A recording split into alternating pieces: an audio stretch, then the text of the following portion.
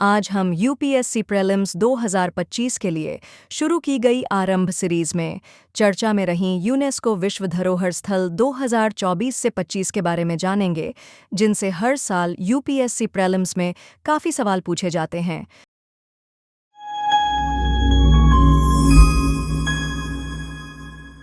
– 2025 में भारत के 6 नए स्थलों को यूनेस्को की वर्ल्ड हेरिटेज टेंटेटिव लिस्ट में शामिल किया गया है।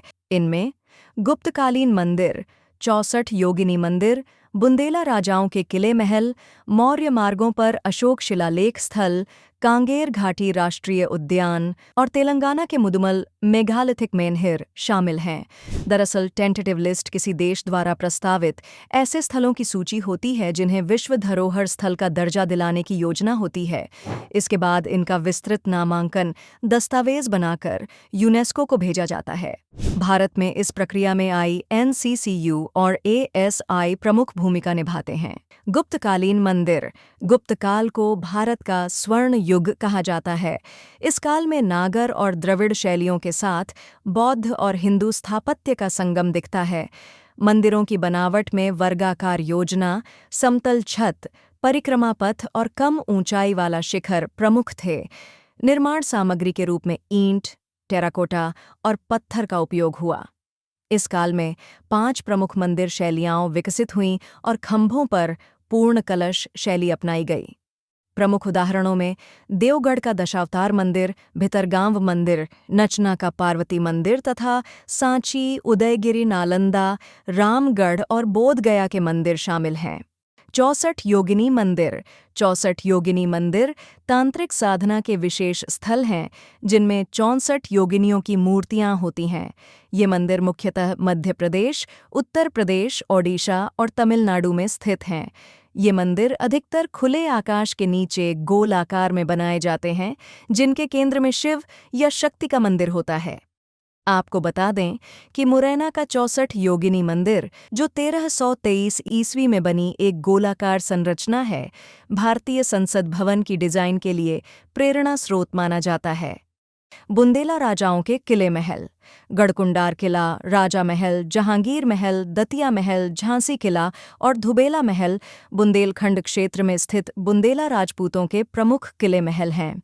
इनमें राजपूत और मुगल स्थापत्य का सुंदर मिश्रण दिखाई देता है, जिसमें छतरियां, गुंबद, मेहराबें, भित्तिचित्र और मंडलाकार आंगन शामिल हैं। दरअसल बुंदेला वंश की शुरुआत 12वीं सदी के अंत में राजा पंचम ने की थी, जब चंदेल राजवंश कमजोर हो रहा था। मौर्य मार्गों पर अशोक शिलालेख स्थल। सम्राट अशोक ने 3री शताब्दी ईसा पूर्व में शिलाओं, स्तंभों और गुफाओं पर लगभग 30 अभिलेख खुदवाए, जिनमें प्रमुख शिलालेख, लघु शिलालेख, स्तंभलेख और गुफा अभिलेख शामिल हैं। इनका उद्देश्य सामाजिक और प्रशासनिक संदेश जनता तक पहुंचाना था। इनमें मुख्यतः प्राकृत भाषा और ब्राह्मी लिपि का प्रयोग हुआ। स्तंभों के निर्माण में चुनार और मथुरा के पत्थरों का उपयोग हुआ। कांगेर घाटी राष्ट्रीय उद्यान। कांगेर घाटी राष्ट्रीय उद्यान छत्तीसगढ़ के बस्तर जिले में स्थित है। इसे 1982 में राष्ट्रीय उद्यान घोषित किया गया था। यह क्षेत्र साल और सागौन वनों के संक्रमण क्षेत्र में आता है और यहाँ कार्स्ट स्थलाकृति, चूना, पत्थर की गुफाएं और तीर्थगढ़ जलप्रपात जैसे आकर्षण हैं।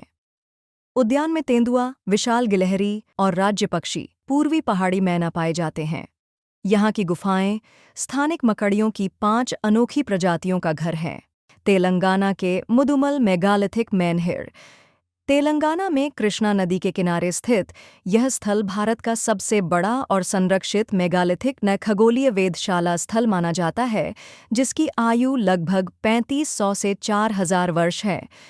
यहाँ खगोलीय घटनाओं के अनुसार खड़े किए गए मेनहिर मिलते हैं, जो सूर्य, अयनांत और विषुव से जुड़े हैं। यह दक्षिण भारत का सबसे बड़ा मेगालिथिक समाधि स्थल भी है। तो दोस्तों, आज के लिए बस इतना ही।